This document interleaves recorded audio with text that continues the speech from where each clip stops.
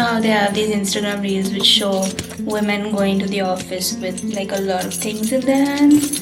That is me.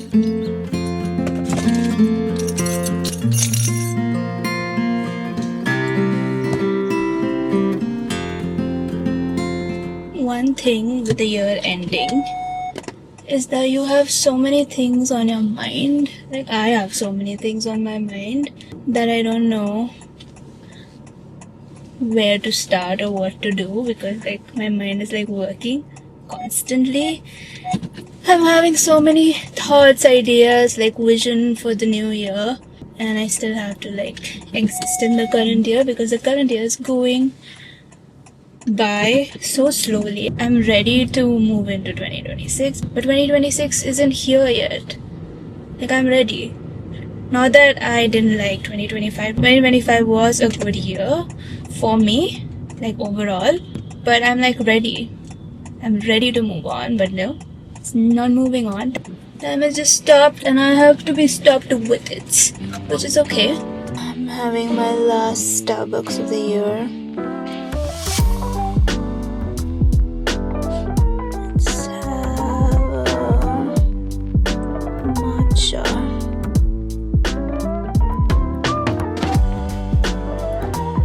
What they call it? Green tea latte. Customized oat milk. It was so crowded. I think the entire world is out right now. But got my matcha, and my matcha is worth it.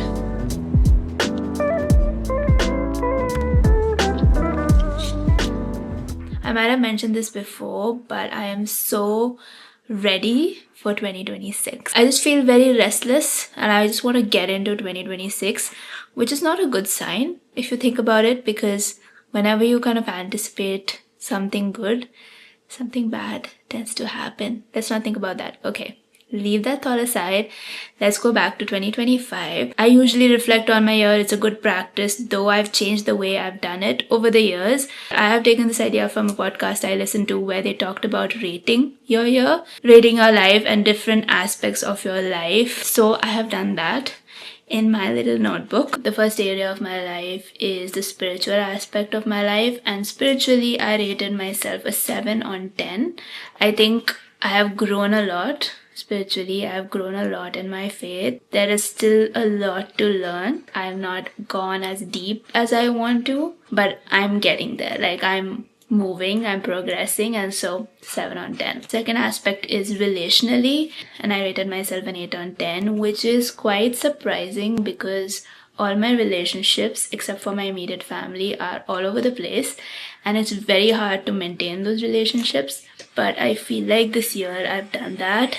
I've shown up when I needed to. My relationships have been stronger this year.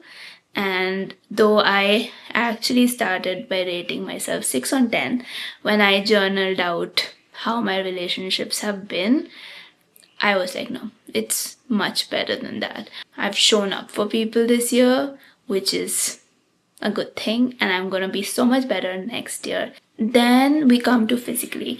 Now physically, I feel like I would rate myself a 6 because I didn't go as all in as I was the previous year. To others it may not seem like it, but I know I could have done better. I could have been more disciplined. I could have taken care of myself more. I kind of yo-yoed a lot through the year. I was not very consistent with it. So that is going to be my goal next year, is to be a little more consistent with whatever I do. Then I rated myself emotionally, and emotionally I rated myself a 9 on 10. Like, I was so proud of myself this year. I have handled things in a way that I personally did not expect myself to handle them. Like, I did not think I was capable of handling life in this way. Like, I had low lows, like I had experiences that were low lows, but I didn't go low. Like, my emotions didn't plummet, my mental health didn't go down. Like, I was fine. Like, I was like surfing the waves. Like, I was cool about it, and that was the greatest thing. The other aspect is intellectually, and I rated myself a 7 on 10 because I have been reading more books this year. I have always read a lot, but I think I dropped off the reading bandwagon for a few years. So this year I had to kind of get myself on that bandwagon again, and I did. I read a few fiction books, but more of non-fiction, more of books that stimulated my thinking, exposed me to different ideas and thoughts. Also, I have been doing my law degree, and I 100% believe that because of that, I have become sharper. Then is professionally. Now, professionally, I actually rated myself a 6 on 10. It's been 10-12 years since I started working. I should have had a better year professionally. Like, I had a good year. I had a great year. I worked hard. I worked smart. I worked efficient. I got better at execution. I got better at getting things done. But I'm not where I'm supposed to be. The last stage of my life is purpose. Now, purpose is my social media, my speaking engagements, because right now, that's what I consider my purpose. A part of my purpose, at least. In that, I rated myself an 8 on 10. I did have a few speaking engagements. I did put out 1 season of my podcast, started blogging on my personal channel. I did start the year a bit strong, but yeah, as the year progressed, I fell off that habit of mine and that consistency. But I still rate myself 8 on 10 because I feel for the first time that I'm on the right track. I know it's leading somewhere. I know that if I put in the work, this will work, kind of. So yeah, that's why I said 8 on 10. So that's my rating for the year, and we are done with reflecting on 2025. Let's move on to preparing for 2026.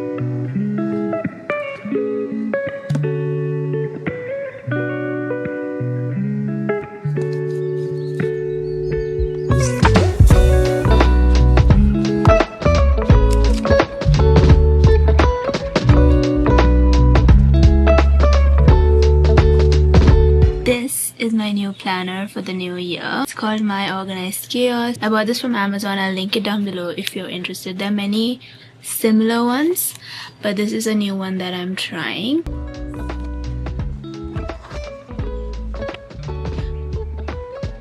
I am committed to take action and focus my energy and efforts on making progress towards my goal for the next 90 days. One thing I didn't realize was this was only for 90 days, which is fine because it actually makes sense. It has goal setting, it has monthly spread for 3 months, it has a weekly overview.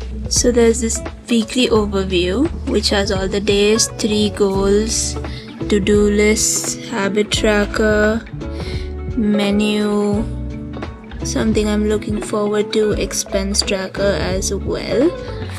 And then it has the daily, which is the morning thoughts, hourly schedule, to-dos, personal and work, calls that you need to make, appointments, emails, and then track your food and water, which is good.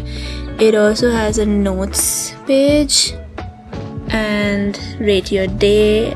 So most probably I'll be using the daily planner or the daily page because I'm gonna use this to track my important work to do. So I'm gonna do that 3 work goals and maybe 3 personal goals, but not on a daily basis because that's ridiculous. Can't do everything. Let's see whether this is useful. I will update you over the next few weeks, actually next few months, to see whether this has actually made any difference in my life.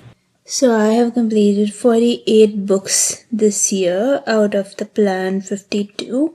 And if I see my year in books, it's kind of like a Spotify Wrapped. It says I've read 184 pages and 48 books. And this is the shortest book. And this is the longest book, which is true. And these are all the books that I have read.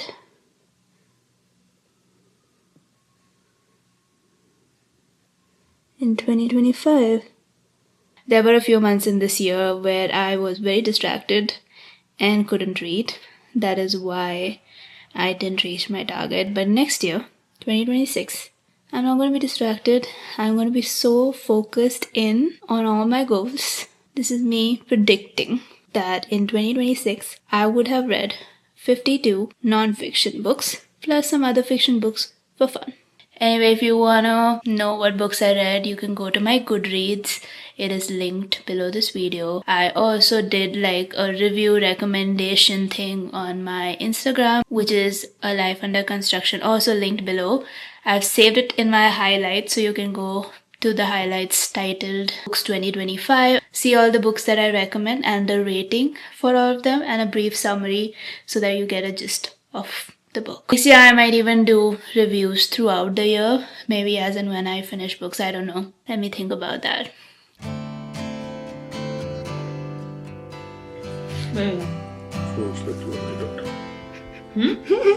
Otherwise you don't think.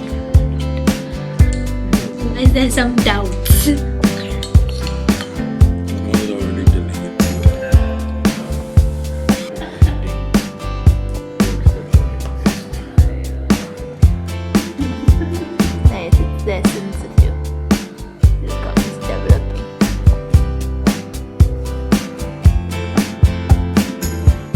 So for my New Year's Eve, I cooked dinner for my family. I took some pictures with my Instax mini camera, which I very rarely use. And now I am in bed. It is only 10 o'clock, but that's my plan for the New Year's, is to go to sleep and get up fresh and ready for the new year. I know that the new year is just a human construct, that tomorrow is just another day, but I also feel like as humans we like closure, we like things to end properly, and we like new beginnings. If we treat the new year in the same way, it's just a means to leave the past behind and step into newness, to step into something bigger, better, greater. My hope for you is that this new year would be bigger, better, greater, that this new year would bring you closer to the life that you were meant to live, that you would be able to remove all the distractions that hinder you from living that life and be able to add and do all the things that you need to do in order to live the best version of your life. May 2026 be that year for all of us. That's my hope, that's my prayer, and I will see you in the next year. Good night.